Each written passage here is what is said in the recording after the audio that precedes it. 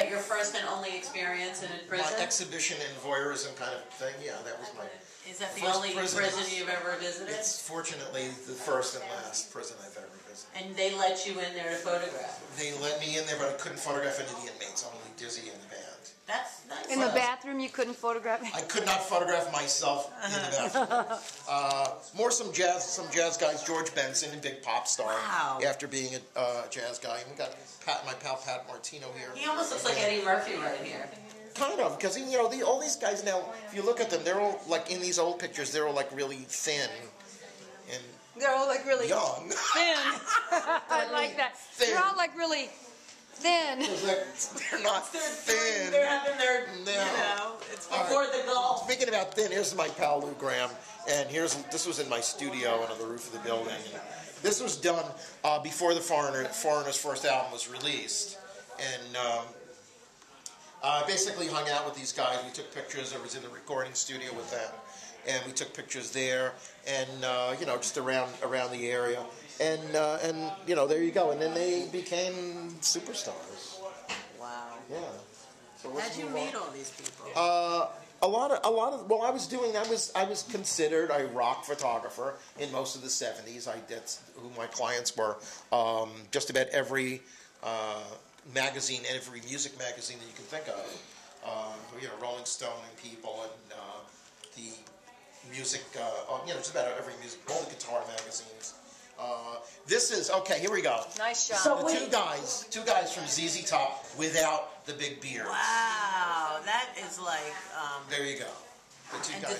did they let you use this photography? Oh, absolutely, absolutely. So wait, so they don't mind being photographed without their beard? No, this is when they didn't have them. But That's well, before it was they grew. starting. They were starting, but now they're like down to here. So this is ZZ Top ZZ without Top the beard. without the beards. What year was that? 1975. So, and this was the Plaza Hotel. Wow, they. So the only way I was able to get into Charlie these, Sheen. the only way I was able to get in these hotels was because I was a photographer and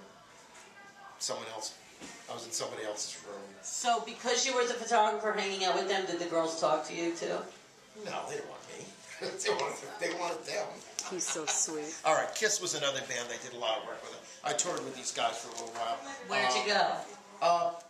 The highlight of the mostly the New York, New Jersey, Connecticut area, but Pittsburgh.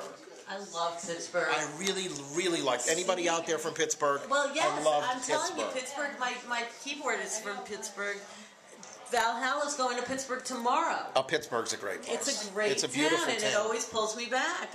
It's always coming up in my life. Now, this is actually one of my favorite pictures. It's Gene Simmons and Neil Bogart, the late Neil Bogart, who was the president of Casablanca Records. At Casablanca, Is that Julian's Casablanca? Isn't that? Don't they? I don't know. Wait. Casablanca Records was a disco label.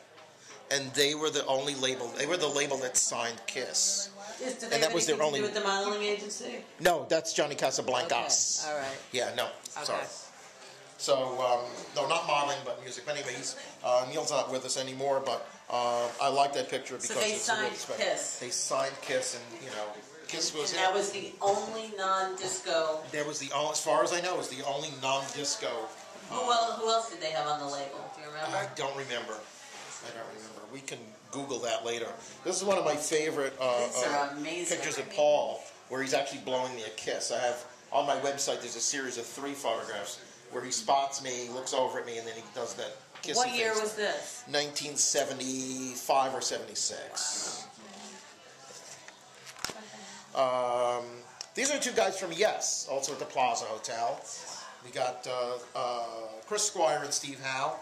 And this is a guy, Tommy Bolin, who was like the guitar player, like the guitar god, who, when Joe Walsh left the James Gang, Tommy Bolin. Went to the Eagles? And no, when Joe Walsh went to the Eagles, he joined the James Gang.